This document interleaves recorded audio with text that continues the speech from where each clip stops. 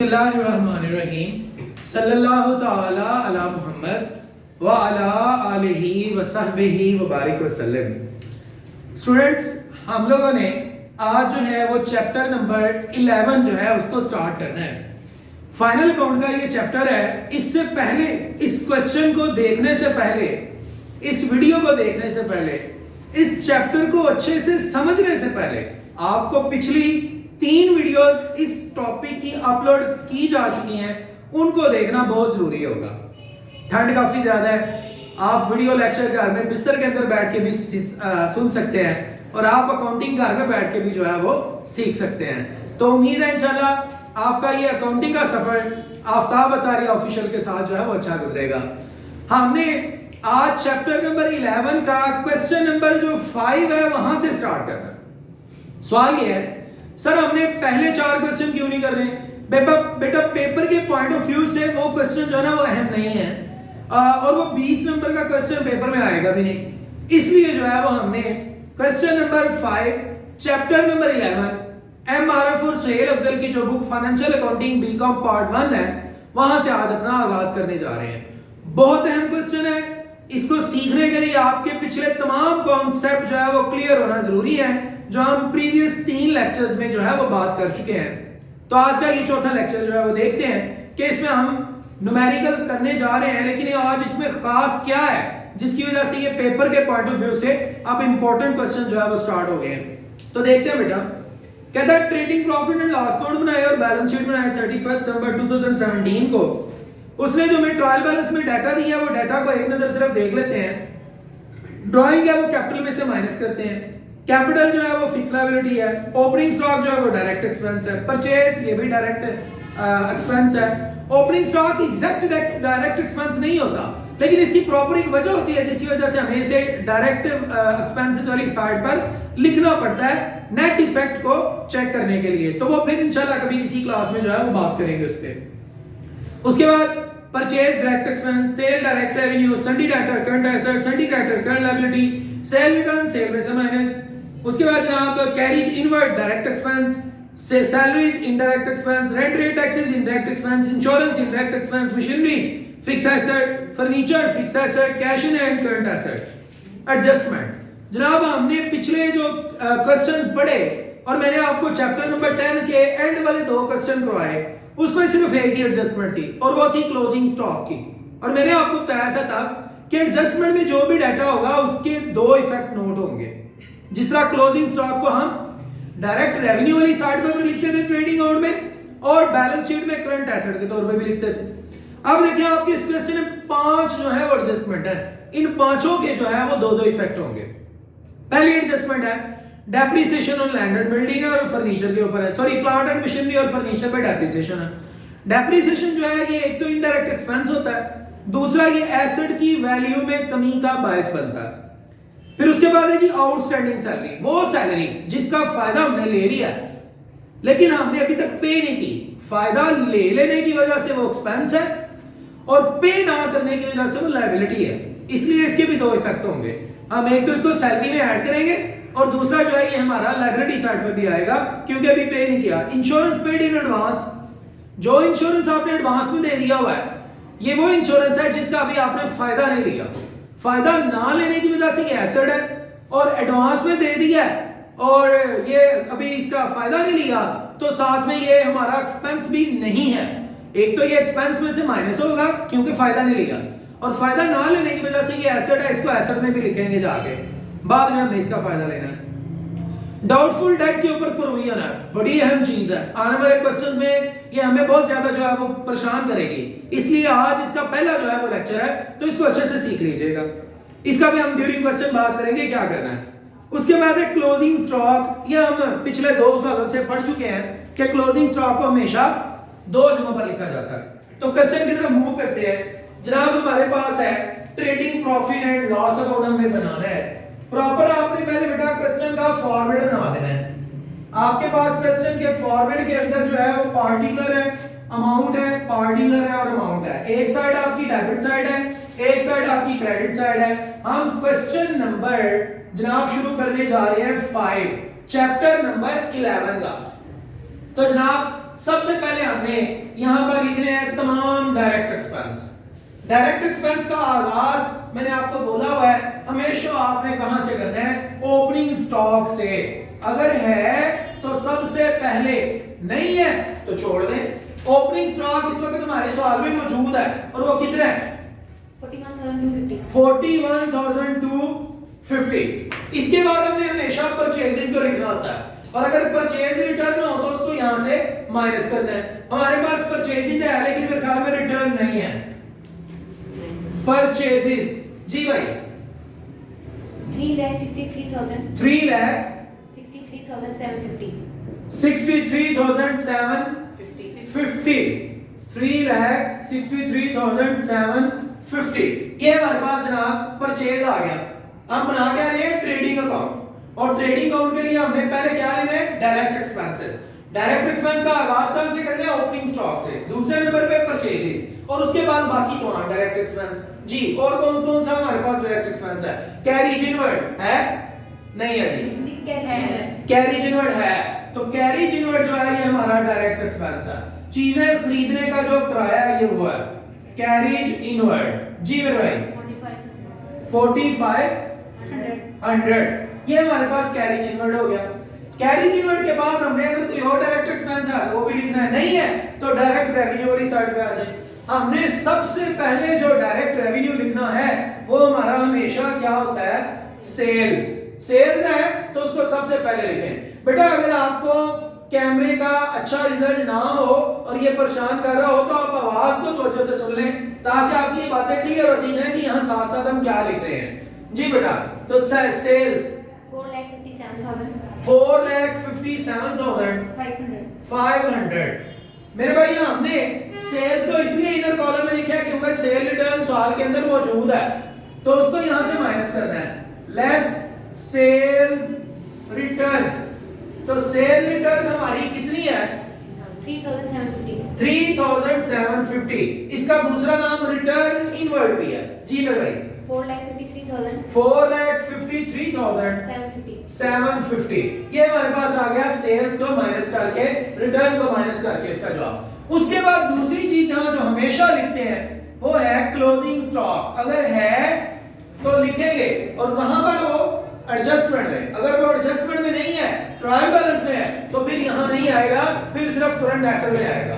तो closing stock ये हमारा क्योंकि उसने एडजस्टमेंट में दिया है इसलिए दो इफेक्ट होंगे, बोले जी 45,000। लो मेरे भाई हमने जो है वो इब्तदाई तौर पे अपना सारा डाटा लिख लिया है। डायरेक्ट एक्सपेंस ये लिखे हैं, डायरेक्ट रेवेन्यूज ये हैं। अगर रेवेन्यू ज्यादा हुए और एक्सपेंसेस कम हुए तो प्रॉफिट होगा। तो मेरे ख्याल में हमें डायरेक्ट रेवेन्यू ही हमारे ज्यादा है तो टोटल किया तो क्या जवाब आ गया, 4,98,750 4,98,750।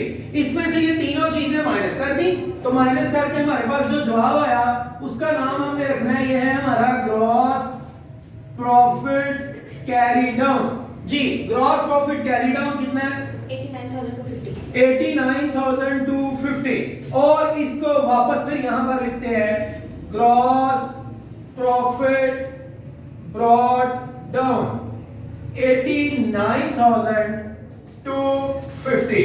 ये हमारे पास जनाब ट्रेडिंग अकाउंट इस वक्त कंप्लीट है।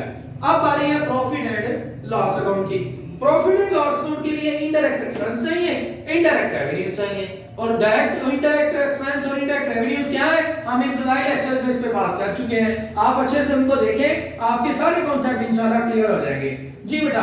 अब तमाम इनडायरेक्ट एक्सपेंस, सबसे पहले rent rate taxes, rent rate and taxes कितने हैं, 11,250। सैलरी 21,000 इनर कॉलम में लिखा है। क्यों इनर कॉलम में लिखा है, क्योंकि इसकी एडजस्टमेंट है और एडजस्टमेंट में उसने बोला है, सैलरी की एडजस्टमेंट में उसने बोला है कि जनाब कुछ सैलरी वो है जो आपकी आउटस्टैंडिंग है। आउटस्टैंडिंग सैलरी उस सैलरी को कहते हैं जिसका हमने फायदा ले लिया है, बंदे से हमने काम करवा लिया है लेकिन अभी तक उसको सैलरी पे नहीं की। एक्सपेंस की डेफिनेशन ये है कि जिसका फायदा ले लिया हो वो आपका एक्सपेंस होता है, बेशक आपने पे किया है या पे नहीं किया। अगर आपने फायदा ले लिया है तो वो एक्सपेंस है, और क्योंकि हम फायदा ले चुके हैं इसीलिए वो कह रहे हैं आउटस्टैंडिंग। एक वो बंदा जो आपके दरवाजे के बाहर आके खड़ा है और कह रहे मेरे भाई मेरे पैसे दे दो, मेरी सैलरी है तुम्हारी तरफ, तो हमने क्योंकि फायदा ले लिया है इसलिए अभी उसे पे करना है। फायदा ले लेने की वजह से वो एक्सपेंस है, पे ना करने की वजह से वो लायबिलिटी भी है। तो आउटस्टैंडिंग कोई भी एक्सपेंस होगा मेरे भाई ये हर सवाल में आना है, और मैं आपको लिख के दे सकता हूं। आपकी यूनिवर्सिटी के पेपर में भी आउटस्टैंडिंग वाली कोई ना कोई एक एडजस्टमेंट जरूर आनी है। वो बेशक आउटस्टैंडिंग सैलरी की आ जाए, वो आउटस्टैंडिंग वेजेस की आ जाए, वो आउटस्टैंडिंग कमीशन की आ जाए, कुछ भी हो आउटस्टैंडिंग, लेकिन आएगा जरूर। तो जब आउटस्टैंडिंग सैलरी है ये एक एक्सपेंस है, तो कोई भी आउटस्टैंडिंग एक्सपेंस आ गया तो हमने एक तो उसको उसके मुतअल्लिका एक्सपेंस में ऐड करना है और दूसरा उसको लायबिलिटी साइड पर लिखना है। ऐड क्यों करना है? क्योंकि उसका फायदा लिया है, और हमने उसको जनाब इधर इसलिए लिखना है लायबिलिटी में क्योंकि वो भी अदा करनी है। तो जनाब सैलरी के अंदर ऐड करेंगे आउटस्टैंडिंग सैलरी। जी मेरे भाई वो सैलरी जो अभी तक अदा नहीं की ये आउटस्टैंडिंग सैलरी है, कितनी? 1500। तो इसको प्लस करेंगे इन दोनों को तो जवाब क्या आ गया? 22,500। ये हमारी सैलरी का आंसर आ गया। आगे चले जी, और कौन सा हमारे पास इनडायरेक्ट एक्सपेंस है? बोल दे अगर कोई आपको नहीं पता चल रहा, मैं बता देता हूं। इंश्योरेंस हमारा इनडायरेक्ट एक्सपेंस है। जी जनाब इंश्योरेंस जो है ये हमारा इनडायरेक्ट एक्सपेंस है। क्या इसकी एडजस्टमेंट भी है? इंश्योरेंस पेड इन एडवांस है इसकी एडजस्टमेंट। तो जनाब हमने इंश्योरेंस कितने? 3000 और एडजस्टमेंट में वो कह रहा है इंश्योरेंस पेड इन एडवांस। जी सुनिएगा जरा, इंश्योरेंस पेड इन एडवांस ये एक दूसरी एडजस्टमेंट है, ये भी आपके पेपर में जरूर आनी है, कुछ भी हो जाए जरूर आनी है। क्या जी इसमें होगा? याद रखिए वो तमाम पेमेंट्स जो आपने की और अभी तक उनका फायदा नहीं लिया वो आपके एक्सपेंस नहीं हो सकते।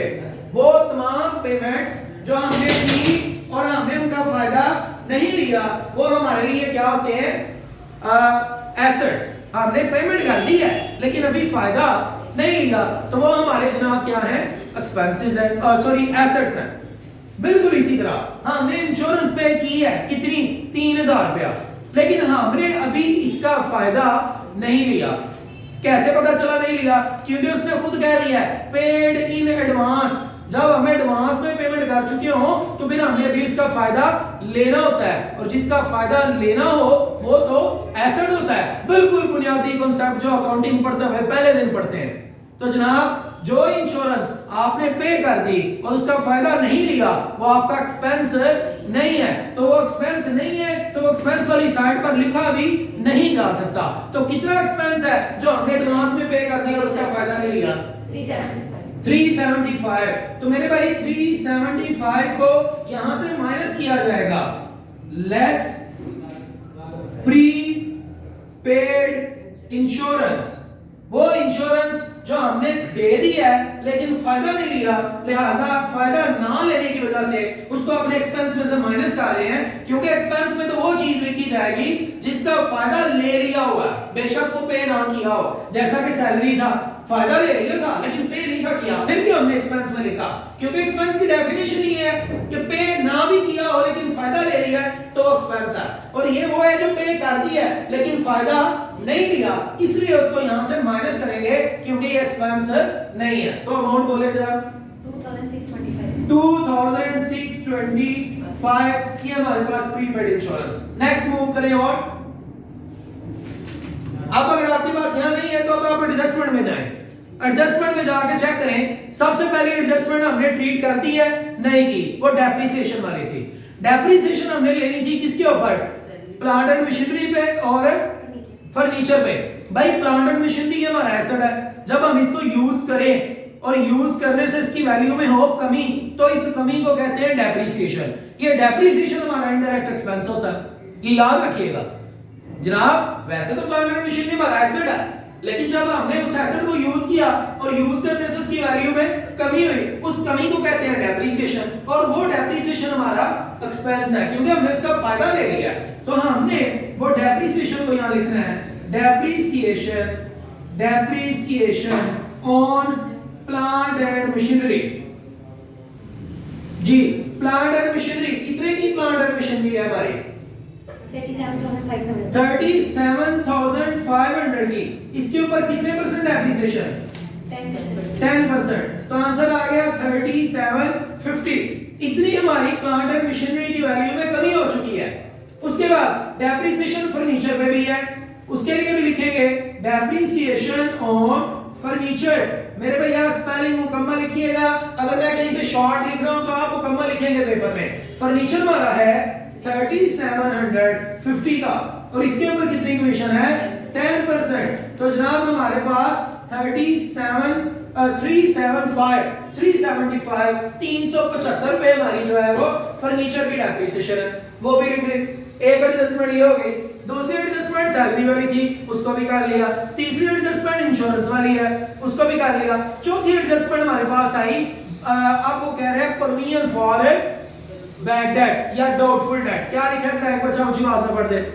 Maintain 5% reserve for doubtful. जी, 5% रिजर्व फॉर डाउटफुल डेट। सुनिएगा ये डाउटफुल डेट क्या होते हैं भाई? डेटर वो लोग होते हैं जिनसे हमने पैसे लेने हो, और उनमें से जितने लोग आपको पैसे ना दें या आपको शक हो कि ये लोग नहीं देंगे तो आपके एसेट नहीं रहते। वैसे तो डेटर हमारे एसेट होते हैं, इनसे पैसे लेने हैं, लेकिन उनमें से कुछ लोग जो हमें पैसे ना दें या हमें शक हो कि जनाब ये नहीं देंगे, तो आप उनको अपना फिर एसेट नहीं समझते, उनको फिर आप एक्सपेंस वाली साइड पर लिखकर खत्म कर देते हैं। तो हमें कितने लोगों के ऊपर शक है वो उसमें सवाल के अंदर बताया है, 5%।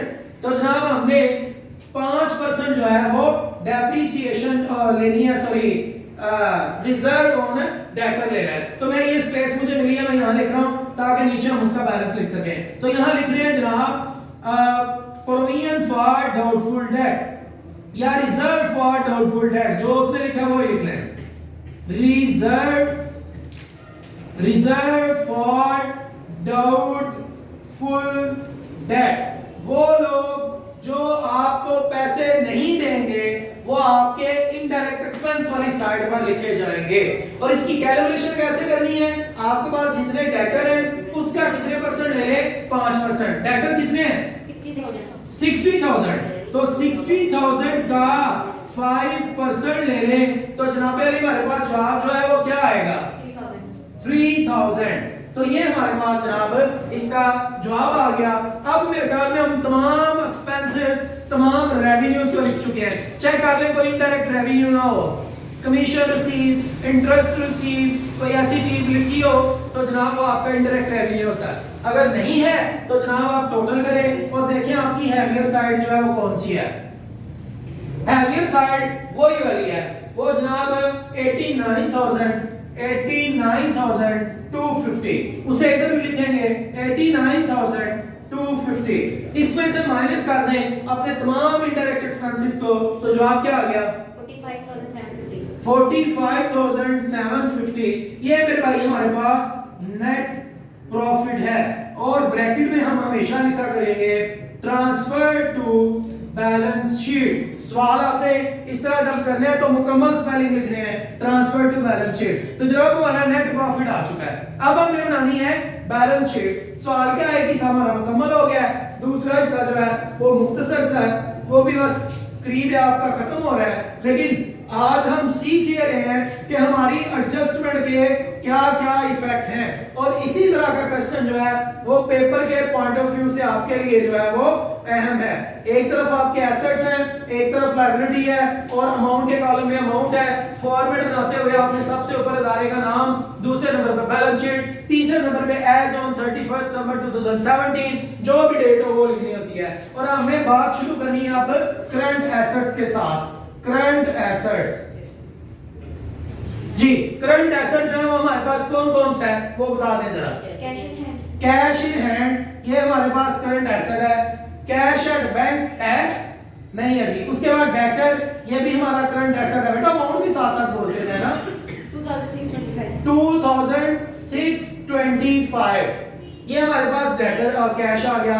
डेटर हमारे पास था जनाब 60,000, उसको मैंने इनर कॉलम में लिखा है। क्यों? क्योंकि इसकी एडजस्टमेंट थी और एडजस्टमेंट में उसने ये कहा था कि 5% लोग आपको पैसे नहीं देंगे, तो जो पैसे नहीं देंगे वो हमारे एसेट नहीं है, उनको यहां से माइनस करते हैं। लेस बैड डेट्स या लेस रिजर्व फॉर डेट्स। आप कुछ भी उसको जो वहां लिखा है वही सेम इधर लिख लें, बैड डेट लिख लें, फिर भी कोई इशू नहीं, इंशाल्लाह ये बेहतर ठीक होगा आपका। तो हमने निकाली हुई है बैड डेट की प्रोविजन, वो 300 रुपए के लोग हैं, 3000 के जो हमें पैसे नहीं देंगे। इसके बाद हमने यहाँ पर अपने बकाया करंट एसेट्स लिखने हैं, वो क्लोजिंग स्टॉक, ये भी हमारा करंट एसेट्स होता है। हम पिछले 2 सालों से पढ़ रहे हैं, अभी तीसरे साल के अंदर फिर से आया तो उसका भी हमने यहाँ लिख दिया।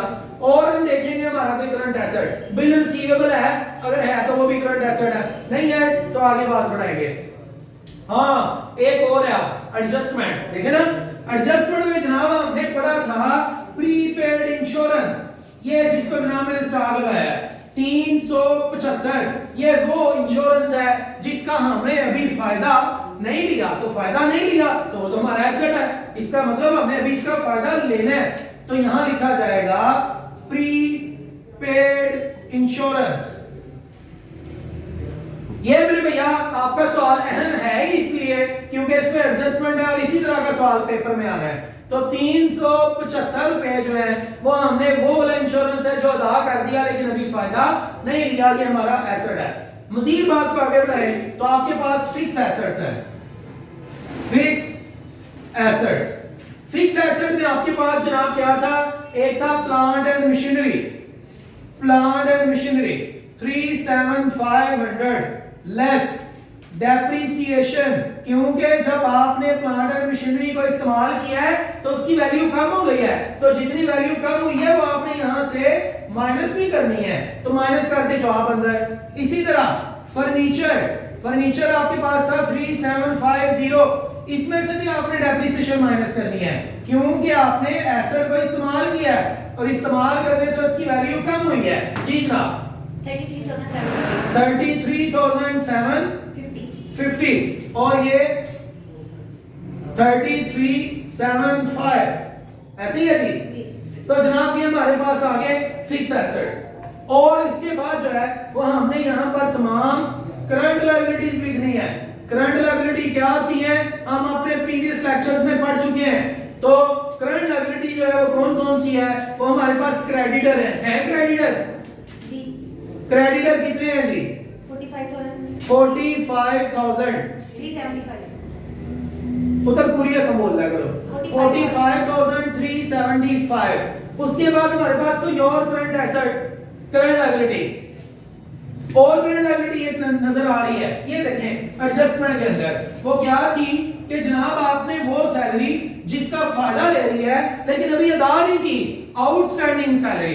तो जनाब आउटस्टैंडिंग सैलरी ये भी आपका लायबिलिटी होती है, आउटस्टैंडिंग सैलरी। वो जनाब थी हमारे पास 1500 रुपया।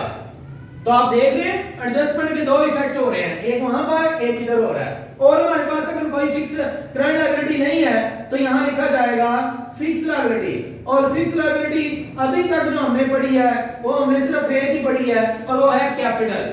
मालिक ने जो पैसे बिजनेस को दिए हुए हैं वो बिजनेस के लिए लंबे अरसे बाद अदा करने वाली लायबिलिटी है 60,000। इसमें हमने ऐड करना है नेट प्रॉफिट को, क्योंकि जो प्रॉफिट मिला है वो मालिक का हक है 45,750। और इसमें से माइनस करना है अगर हमारे पास वो है ड्राइंग और वो हमारे पास मौजूद है इस सवाल में भी। मालिक ने जाती इस्तेमाल के लिए जब पैसे निकाले हैं तो वो उसके अपने पैसों में कमी का बायस बनते हैं। उसके पैसों का नाम बिजनेस के अंदर कैपिटल होता है, तो कैपिटल में कमी हो जाती है। कितनी? 10,500 माइनस करेंगे तो हमारे पास जवाब क्या आ जाएगा? 95,250। ले जनाब अली हमने किया टोटल, दोनों साइड जो है इसकी बराबर आएंगी ये आपका आज का जो है वो इंपॉर्टेंट टॉपिक था। इसमें हमने कुछ एडजस्टमेंट को सीखा है। हर एडजस्टमेंट के दो इफेक्ट हैं। अगर हमने देखा कि क्लोजिंग स्टॉक को हमने जो है वो डायरेक्ट रेवेन्यू में लिखा, तो साथ में हमने ये भी देखा कि हमने उसको क्लोजिंग स्टॉक को करंट एसेट में भी लिखा।